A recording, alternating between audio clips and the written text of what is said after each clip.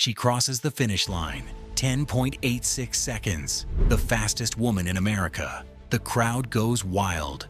Olympic glory awaits. 7 days later, it's all gone. One decision, one test, one headline that broke the internet. They called her a quitter. They called her overhyped. They laughed when she came in dead, last at her comeback race. But then she did something nobody expected. This is the story of the woman with neon hair and zero apologies. The sprinter who lost everything and came back faster than ever. This is Sha'Carri Richardson, and her story will blow your mind. Sha'Carri Richardson isn't your typical track star. With her neon orange hair, long nails, and unapologetic confidence, she looked like she walked off a runway, not a track. But when the gun went off, she was pure speed. Born in Dallas, Texas, on March 25, 2000, Sha'Carri was raised by her grandmother and aunt after her biological mother couldn't care for her. Sound familiar? Like Simone Biles, like so many black athletes who've had to overcome childhood trauma. Sha'Carri turned pain into power. She discovered track in high school and immediately dominated. By the time she got to Louisiana State University, she was breaking records. In 2019, at just 19 years old, she ran the 100 meters in 10.75 seconds at the NCAA Championships, the 6th fastest time by a woman that year in the entire world. If you're celebrating Black History Month with us, hit that like button and subscribe. We're honoring the black women making history right now. Let's keep going. 2021 Olympic Trials. Sha'Carri didn't just win, she dominated. 10.86 seconds in the 100 meters. She pointed to the clock. She blew a kiss to the camera. She was vibrant, confident, electric. Nike immediately signed her to a major endorsement deal. She was on magazine covers. She was the future. Then came the phone call.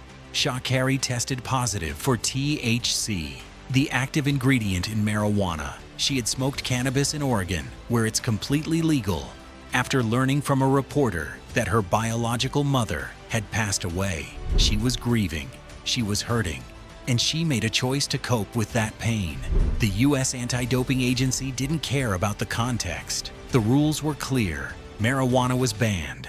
She was suspended for 30 days. The suspension meant she couldn't compete in the 100 meters at the Tokyo Olympics. America was outraged. Marijuana is legal in multiple states. It's not a performance-enhancing drug. She wasn't trying to cheat. She was trying to survive grief. President Biden was asked about it. Celebrities spoke out. The hashtag Let Her Run trended worldwide, but the rules didn't change. Team USA decided not to include her in the relay team either. Even though her suspension would be over by then, she was out completely. Sha'Carri went on social media and faced the music. "I am human," she said. No excuses, no blaming others. She owned it. And in that moment of accountability, she showed more maturity than most people twice her age. Here's where it gets painful.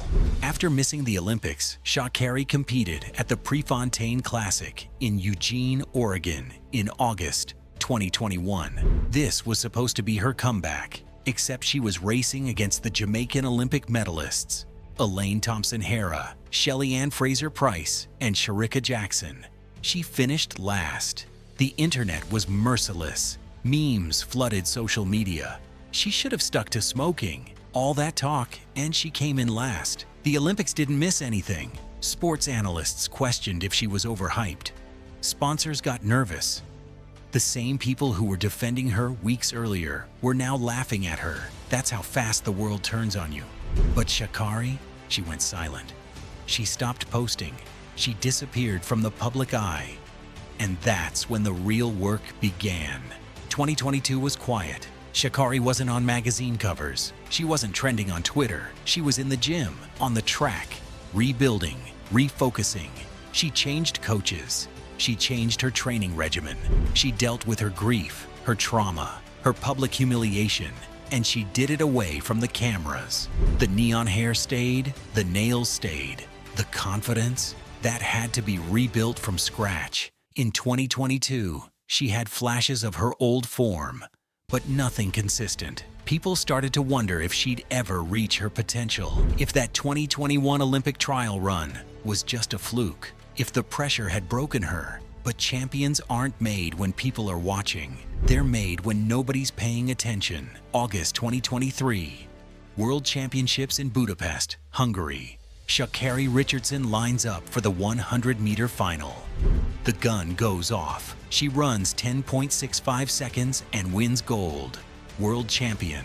Days later, she anchored the U.S. women's 4x100-meter relay team to another gold medal. 2 golds at the World Championships. The work had paid off.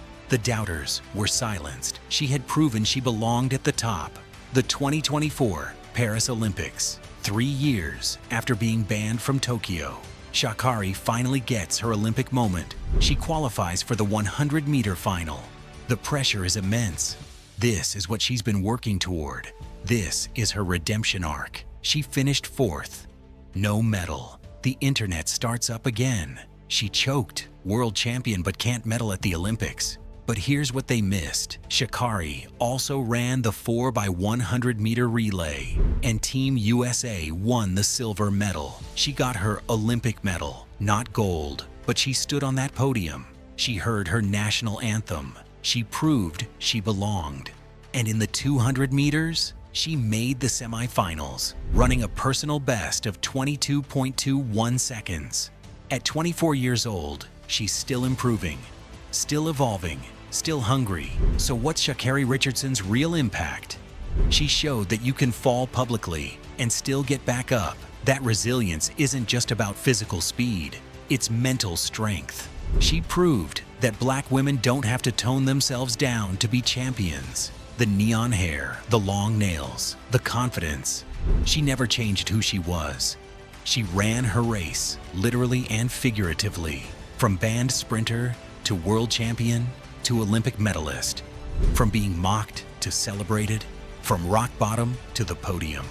This Black History Month, remember that history is being written right now by women like Sha'Carri, who refuse to stay down. If this inspired you, smash that like button and subscribe. Drop a comment. What's your biggest takeaway from Sha'Carri's journey? And remember, when they count you out, work in silence and let your success make the noise.